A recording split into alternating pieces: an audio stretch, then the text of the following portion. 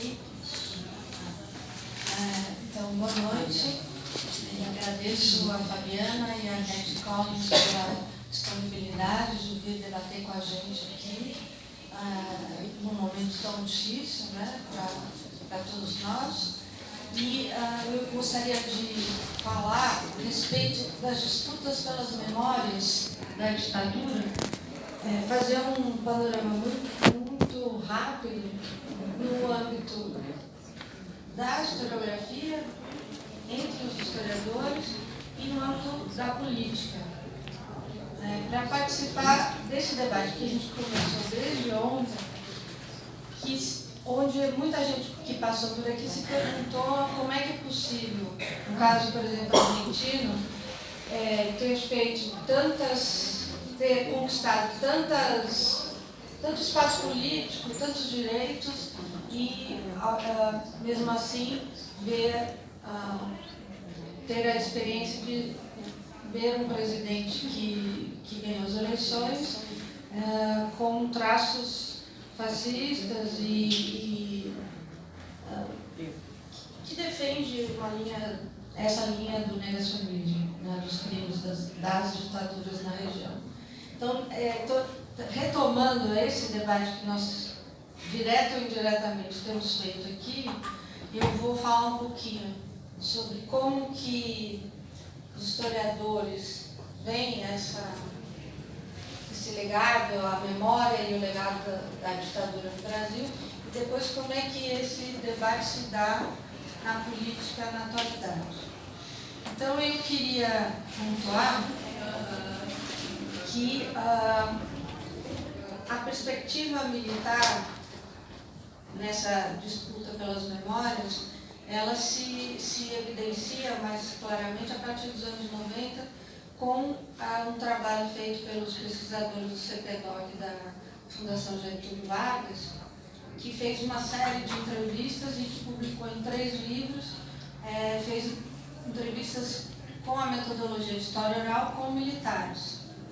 Eu me reporto a esse primeiro grande momento assim, das disputas pelas memórias da ditadura após a Constituição, pós-constituinte, de 87 e 88, porque ele essa memória que nos é legada a partir dessas entrevistas, ela está presente em todo o debate sobre as memórias da ditadura na atualidade, já há alguns anos, entre os historiadores.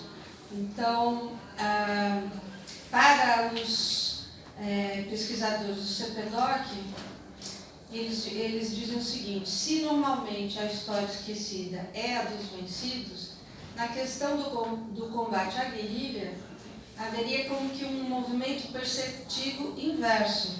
A história ignorada seria a história dos vencedores. No caso aqui, entende-se os vencedores como os militares. Para os militares, teria predominado uma situação peculiar em que o vencido tornou-se o dono da história. Ou seja, a esquerda foi vencida, mas ganhou a batalha ou as batalhas pela memória. Nos termos do debate dos anos 90, as representações sobre vencidos e vencedores não parecem, na minha opinião, devidamente caracterizadas, sobretudo no que se refere à anistia e à punição aos torturadores. Os militares, com esse discurso, os militares reafirmam o negacionismo relativo à tortura, destacando que a anistia não os teria beneficiado. Eles falam isso em várias entrevistas. E falam mais, né? Quer dizer, nós anistiamos, mas nós não fomos anistiados. Houve uma anistia, mas num só sentido. E a anistia é bilateral, é para os dois lados.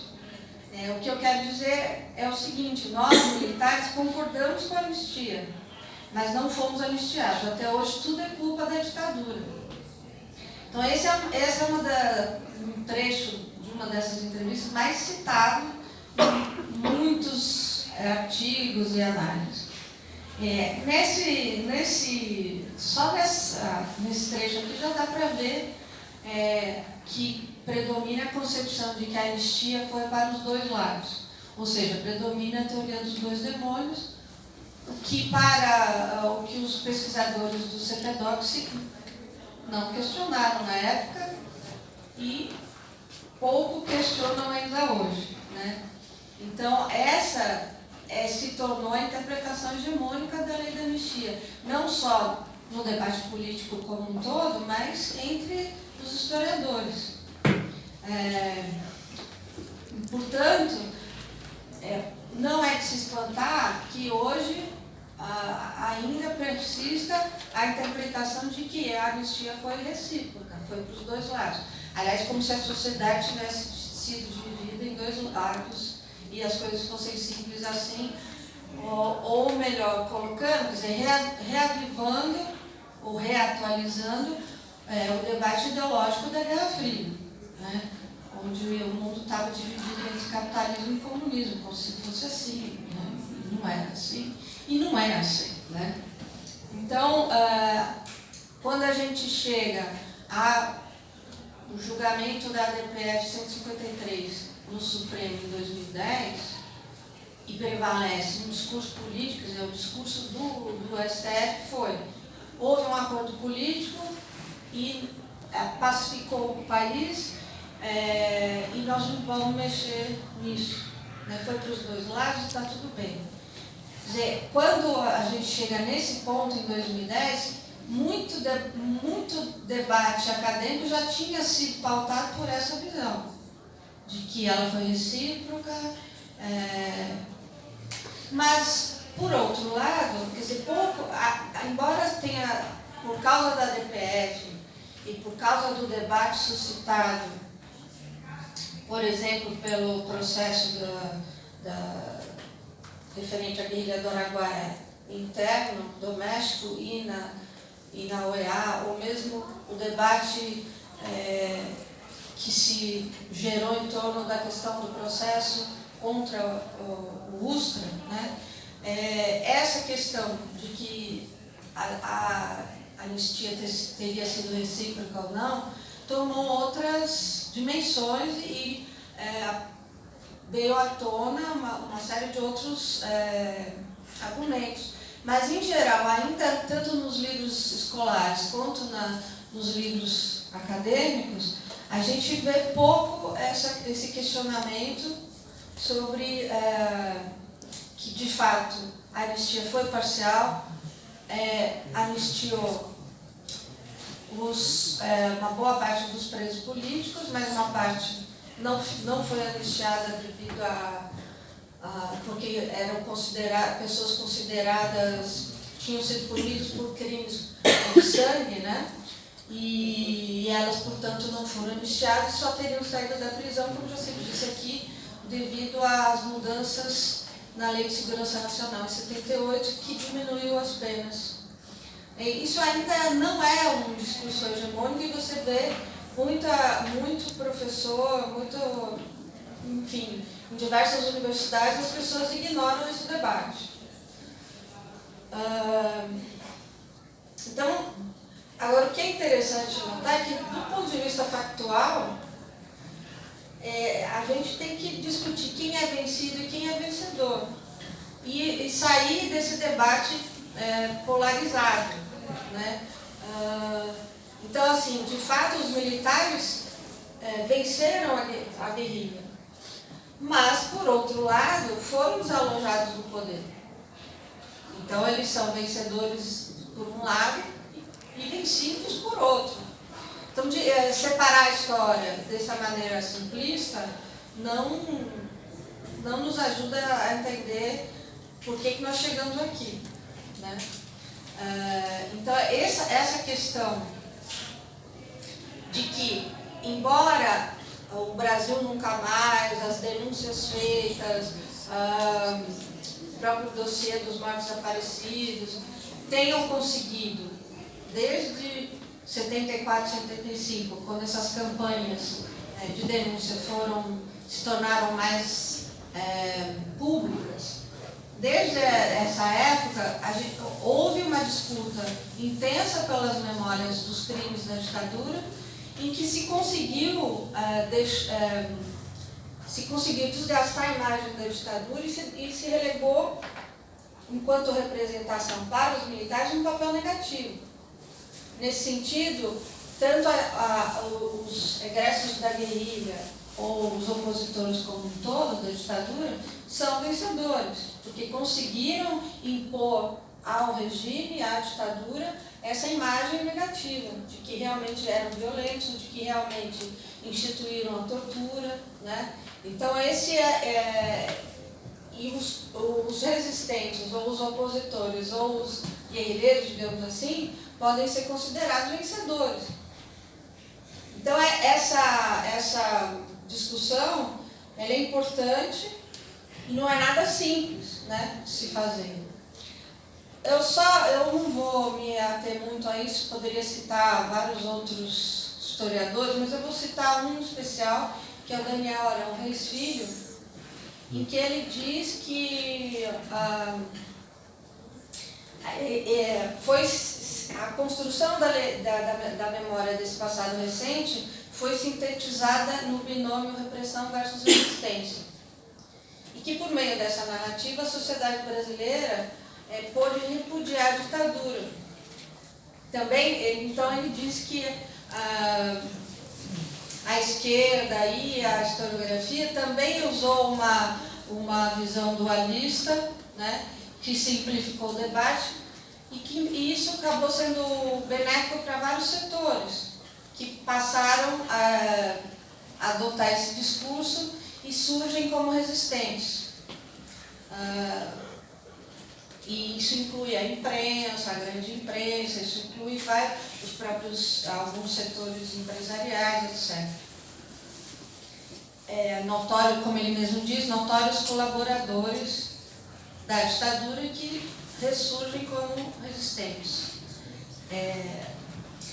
Mas essas reconstruções históricas e esses deslocamentos de sentido do passado, enfim, ele fala de ele faz uma análise grande e tal, mas o que eu vejo como mais estranho, ou enfim, mais nocivo, digamos assim, ou complexo pelo menos, é dizer que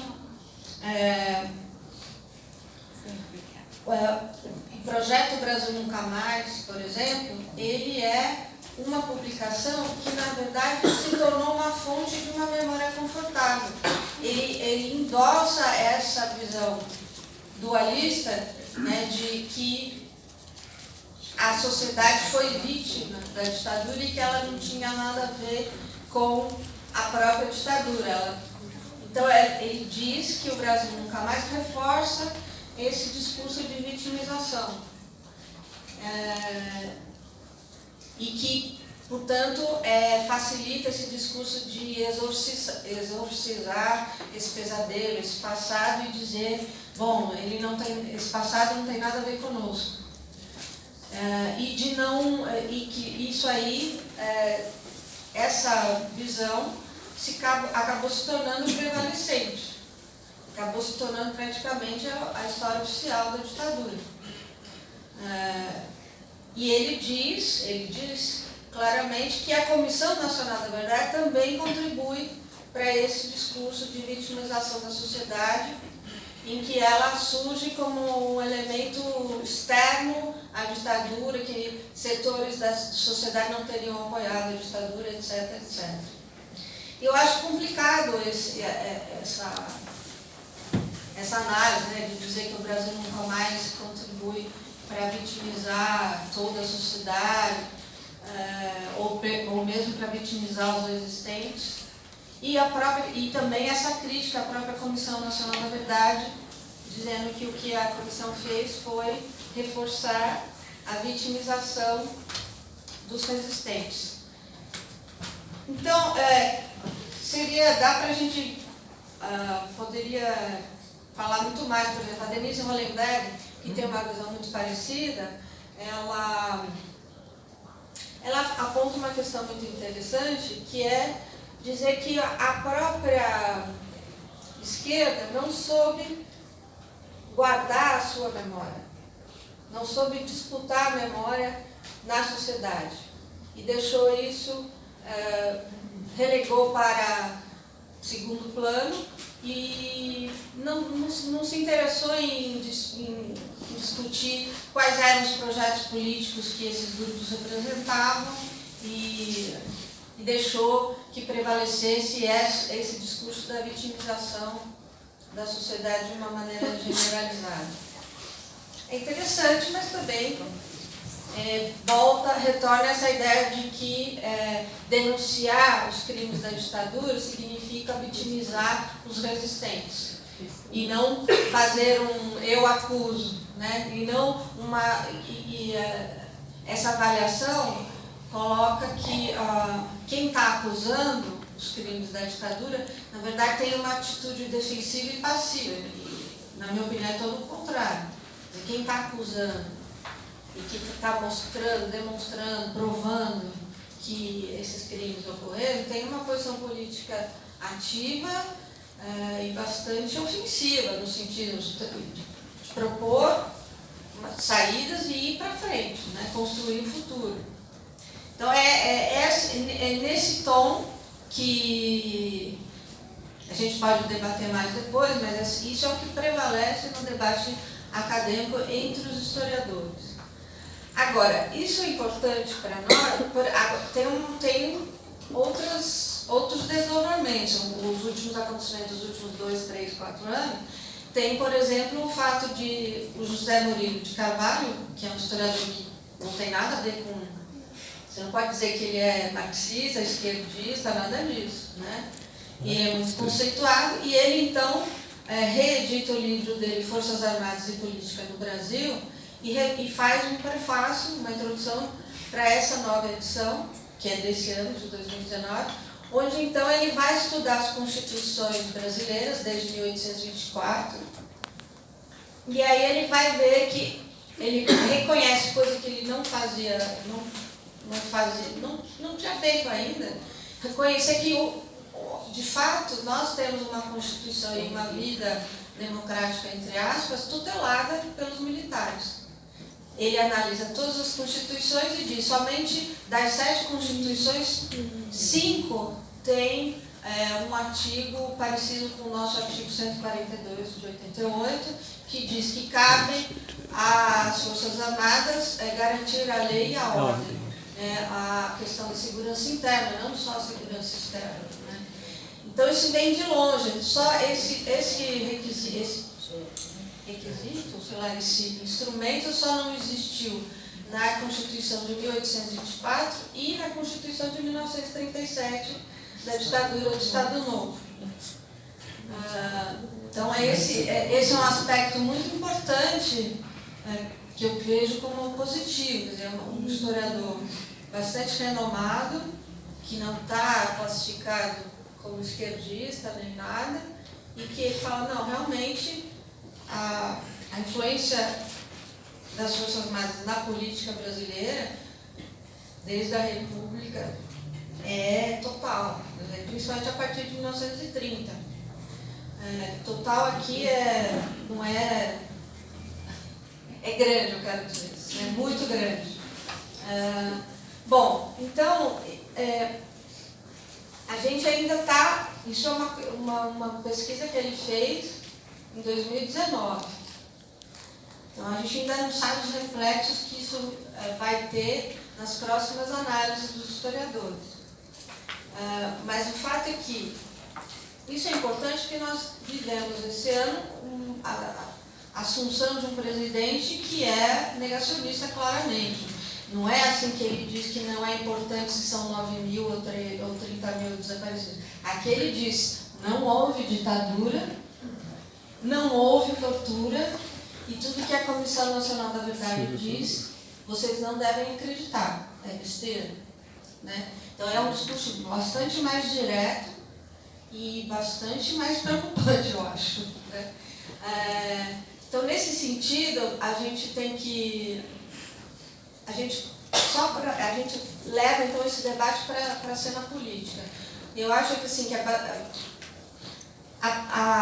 além de tudo que já foi dito, tudo que a Comissão da Verdade vou terminar. Além de tudo que a Comissão da Verdade já consolidou, digamos assim, né, a gente pode dizer o seguinte, foi o ano passado que veio a público um documento da CIA dando conta de um relatório de um embaixador americano no Brasil que fez uma reunião com o general Figueiredo, que era então chefe do SMI,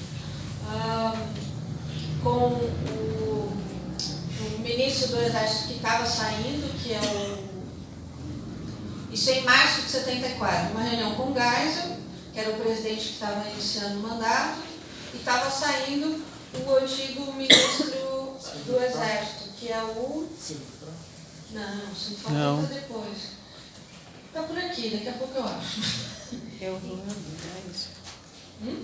Orlando Geisel? Não. É o pequenininho.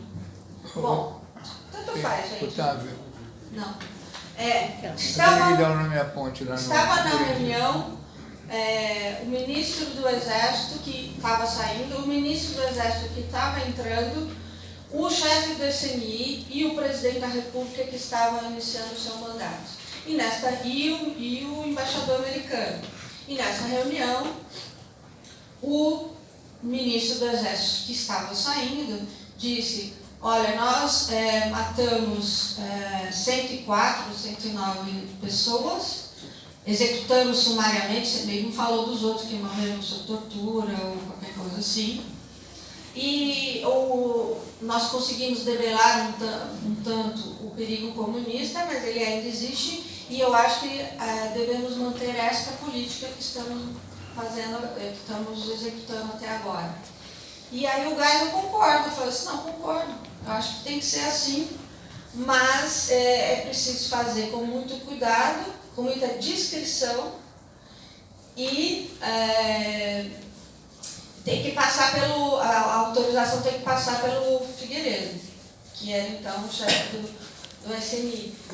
E aí sim. É Milton Tavares? O Milton Tavares, é o próprio. O Milton Tavares está saindo e quem está entrando é aquele que ficou presidente, que tem um nome esquisito, que morreu. Esqueci o nome dele. Mas enfim, o fato é que o Geisel concorda e passa a operacionalidade da coisa, ou seja, a permissão final é do Figueiredo.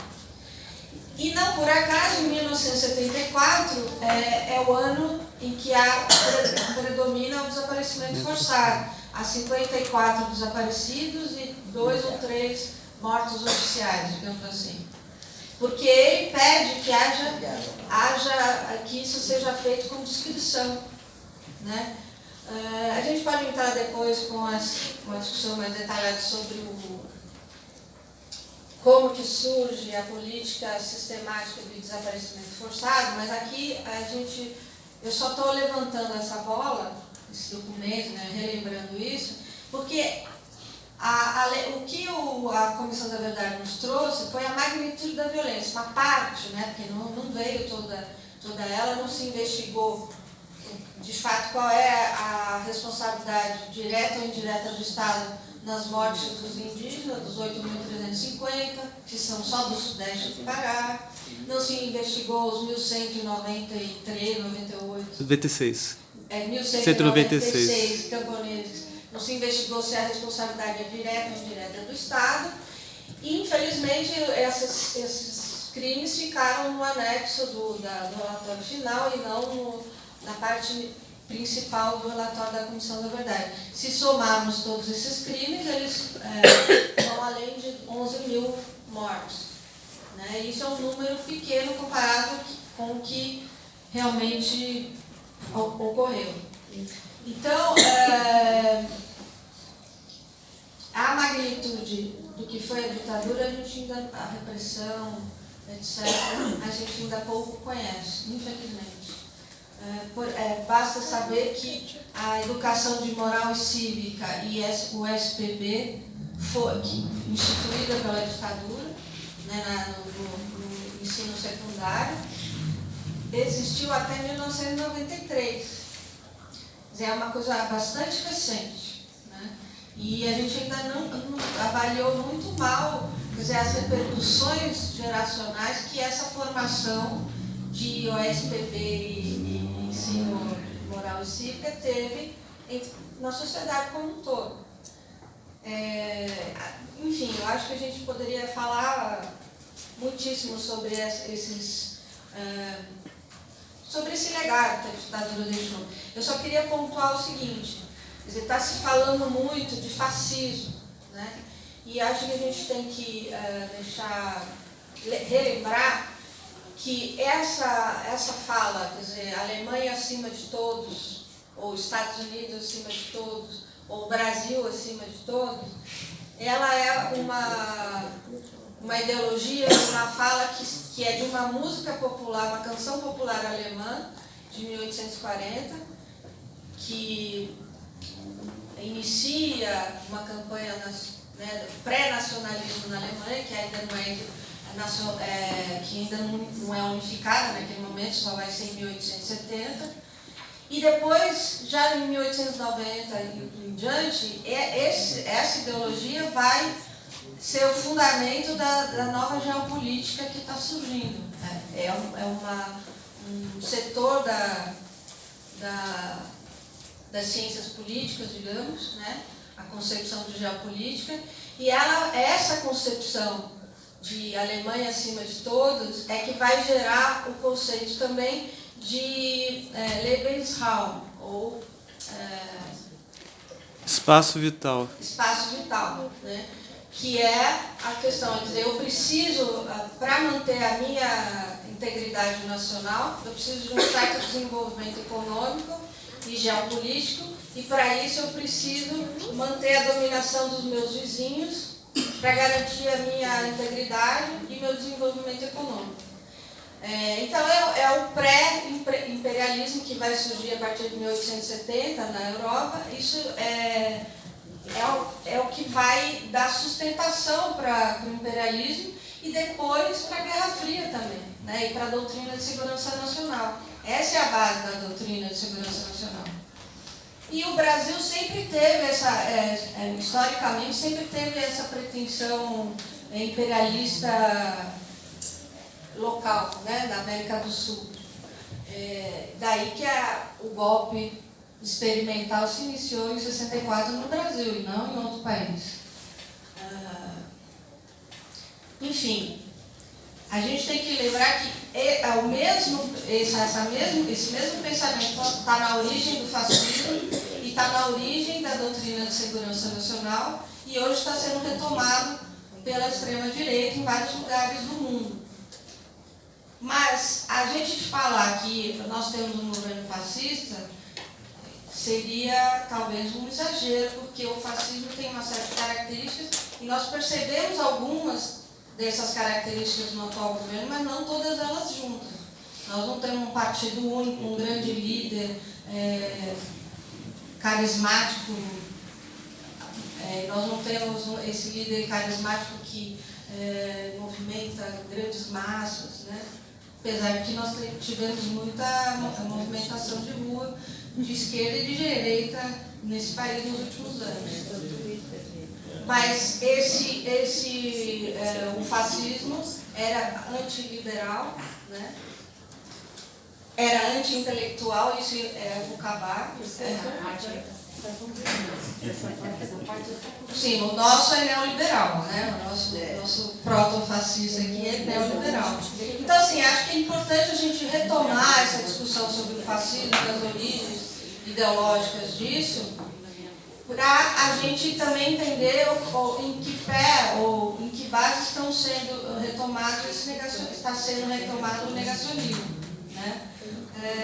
Eu acho que uma outra coisa importante é que para os fascistas eles se entendiam como vítimas, né? Eles foram vítimas da Primeira Guerra Mundial. E isso, retomando aqui a primeira fala sobre a memória dos militares, eles se veem como vítimas. Os militares da ditadura se veem como vítimas da sociedade que não reconhece o bem que eles fizeram para o país ao salvar o Brasil do comunismo, né? Então, algumas coisas são parecidas e outras não. É importante a gente enfrentar esse debate, aprofundar esse debate para a gente se colocar melhor nessas disputas pela memória. Então, eu agradeço. Obrigada.